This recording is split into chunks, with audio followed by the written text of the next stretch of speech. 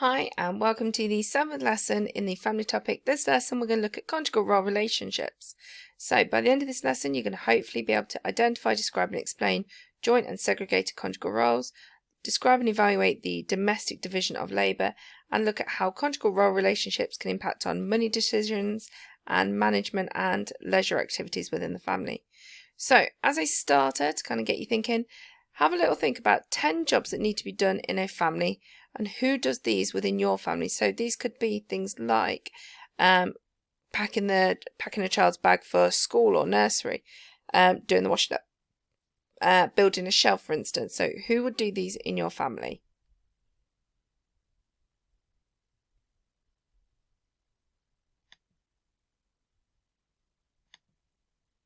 So if we were doing this in a lesson, I would give you a key term sheet, but you might want to revisit these if you're using this lesson for revision or if you're learning this for home study. Maybe make notes of what you think these words mean as we go through. So, first one then, Parsons talked about traditional family roles. Now again, if we're thinking about functionalist kind of theories of the family, they would see these as being positive things. So, this is where the father would take on a traditional role of being the provider. Parsons called this the instrumental role, and they would be the chief wage earner or the breadwinner. Whereas the mother was less likely to take on work and takes on the dominant role of being the carer, the homemaker, and he called this the expressive role, and this is where the woman would stay at home and also look after the home, but also the children. So the word conjugal role basically means the roles typically associated with male and female partners. So what are the roles that they would do? So Elizabeth Bott then in 1957 said that there was two types of conjugal roles. So there would be segregated, where the couple had separate roles. There is no blurring of tasks, with a clear breadwinner and a clear homemaker. So for instance, the man's job was to go out and earn, the woman's would be to look after the home, to do everything within the home. However, there could be something called joint conjugal roles. This is where couples share housework and childcare, and is a lot more of a popular segregation of roles, and has been more popular since the 1970s. So, if you want to kind of have a little think about this, there's a list of typical activities that may need doing within a home. Have a little think in your family. Who would do these? Would it be a female adult, male adult, female child, or male child? Now, if we were in class, we would do this as a class survey, but have a little think, who does most of these kind of jobs? And what does this say about gender roles? Now, obviously you've got some thinking questions there. The one I would like to pick out is, in lone parent families, have a little think, do you think children have to do more? Who do you think does the most in most households? Would it be males or females? And are there things that kind of both do, in terms of, are there things that are integrated that both people would do?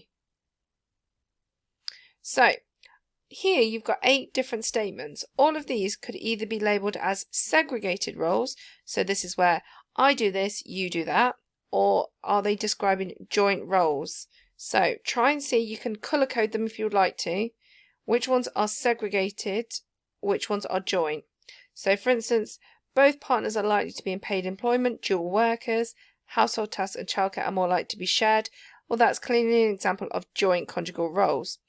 If it says the breadwinner takes responsibility for bringing in money and often makes the major decisions, well, that is very much segregated. So see if you can work out which ones go where. So I've colour coded them to kind of help you distinguish the difference. So some key things here you need to be aware of. So in families where the roles are very much segregated and following maybe a traditional gender roles, it would be about having very separate roles, having a breadwinner, the homemaker. Partners are likely to have different friends and different leisure activities, so they're maybe not socialising together outside the home. And men traditionally do the heavier, more technical jobs around the home, maybe things like DIY.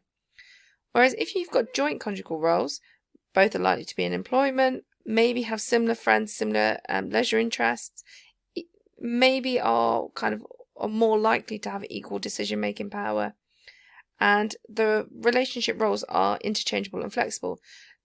So for instance, I may one week do a lot more of the childcare with Poppy, and then if I've got a really busy week on at work, maybe my husband the next week will take on a lot more responsibilities. So it can be flexible and changeable depending on circumstance.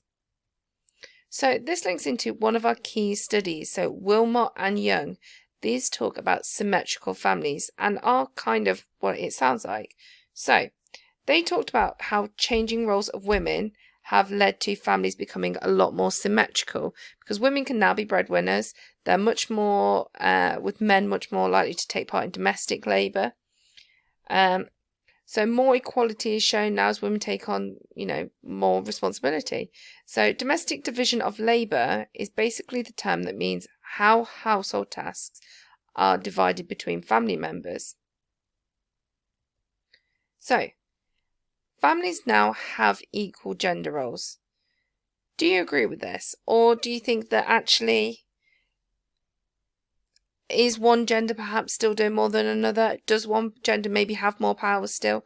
What do you think in terms of, are we completely equal? Have we moved away from this traditional housewife idea, or is this still quite important? So have a go. What do you think about that? So I've got some statements just to finish off. So to think about, are the roles equal? Who buys presents for family members in your home? Who plans what you're having for dinner? Who looks after elderly relatives most?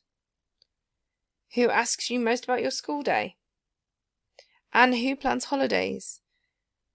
So I'm going to leave that there because we're going to look at this in the next lesson in a bit more detail. But think about the question, are family roles equal? Is there an equal distribution in terms of division of labour? So I'll leave that there and we'll continue this next lesson. Thanks so much. Bye.